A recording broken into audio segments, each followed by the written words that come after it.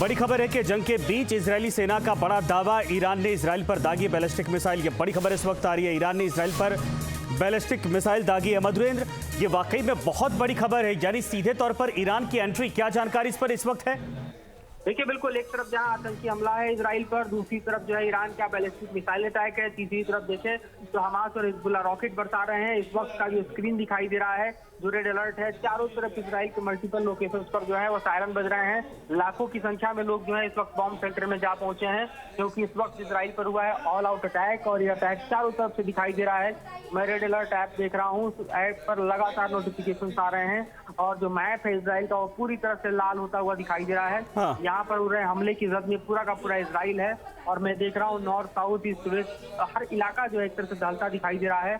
यहाँ पर जो है हम देख रहे हैं कि मधुरेंद्र, आपको रोकना चाहेंगे, ये बड़ी खबर इसी बीच है, लेकिन इस पूरे काजा के हमले के बाद इस वक्त इजराइल के भीतर क्या स्थिति है, जरा ये समझिए। इजराइल के कई इलाकों में इस वक्त सायरन की आवाज गूंजती हुई सुनाई दे रही है। इजराइल के लोगों को बंकर में जाने को कहा गया है।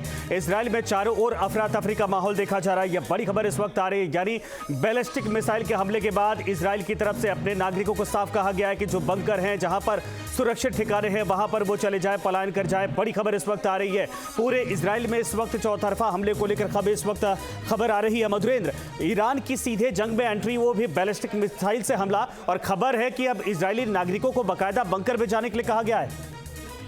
देखिए, वहाँ पर सायरन बजते ही लोग बंकर में भागने लगते हैं। टाइम काफी कम होता है, 15 से लेकर 45 सेकंड का वक्त होता है और ये सायरन लगातार बज रहे हैं। आप समझिए कि पिछले आधे घंटे से ये सायरन बज रहे हैं, यानी इजराइल के अलग अलग इलाकों में लगातार हमले जारी हैं। इस वक्त आप देखिए हाइफा का इलाका, जेरूसलम का इलाका, तेल अवीव का इलाका, जफा का इलाका, उसके अलावा गाजा स्ट्रिप से लगे हुए मैं देख रहा हूँ नेटिव वोट से लेकर ये पूरा का पूरा जो इलाका दिखाई दे रहा है। हर तरफ इस तरह से हम देख रहे हैं कि इस वक्त रॉकेट और मिसाइलों की बारिश इजराइल पर हो रही है और ये हम कह सकते हैं कि जो रिटेलिएशन है एक तरह से वो शुरू हो चुका है और इसका जो पूरा का पूरा कमांड है वो खुद ईरान ने संभाल लिया है, इस तरह से दिखाई दे रहा है। क्योंकि मैं देख रहा हूँ कि ईरान की तरफ से बैलिस्टिक मिसाइल हमला अपने आप में एक बड़ा कदम है जो कि इजराइल के ऊपर इस वक्त दिखाई दे रहा है। कितना नुकसान अब तक हुआ है इस धमाके से, इस हमले से, या फिर इसको इंटरसेप्ट किया गया था, ये कोई जानकारी अब तक साफ हो पाई है?